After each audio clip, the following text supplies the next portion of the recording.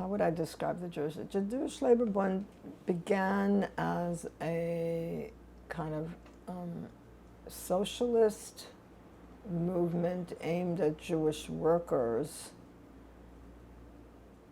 and evolved into, very quickly actually, evolved into a kind of socialist,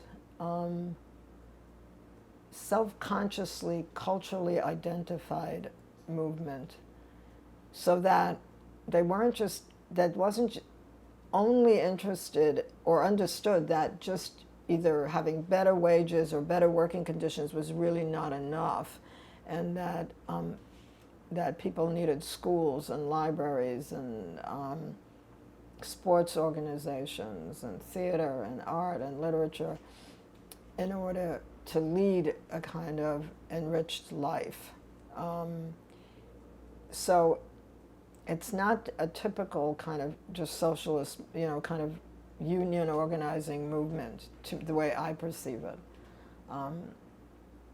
When I was growing up and hearing, I grew up among Holocaust Bundes survivors. So I heard a lot of talk about what their life was like before the war, and it was really interesting because I never really got lessons in the Bund, sort of. I was never, and it took me a while to realize that everything that they were talking about was the Bund.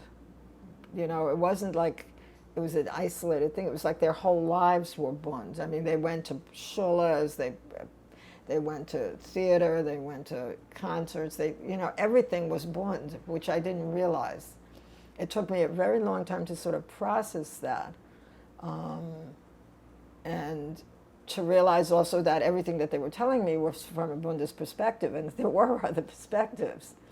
But because I never had that formal, I was too young, I was too old for Hemshech. By the time the Bundists organized Camp Hemshech, I was already like 18.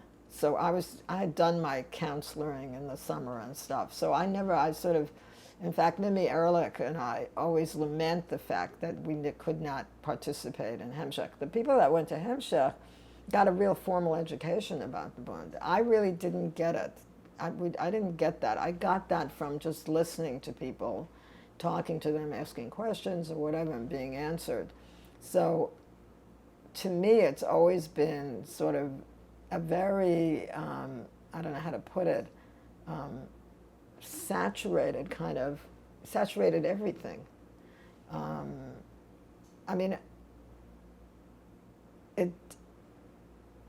I almost could not think of Jewish life in interwar Poland without thinking it had to be Bundist, because, I used to tell the story that when I first came to the States, and we moved into this working class Jewish, very, very Jewish neighborhood, but when Friday night came and my girlfriends would suddenly say, oh, look, there's a star, and we have to stop playing, I have to go home, I just didn't understand it.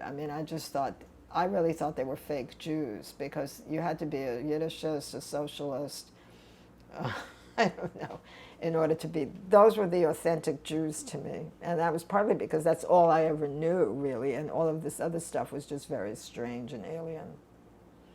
So that's sort of the Bund to me. The Bund is sort of everything. It's the stuff you read, it's the stuff, it's your politics. It is, a lot of it is political in the sense of a socialist belief in economic equality and other kinds of equalities, but it's also a lot beyond that as well.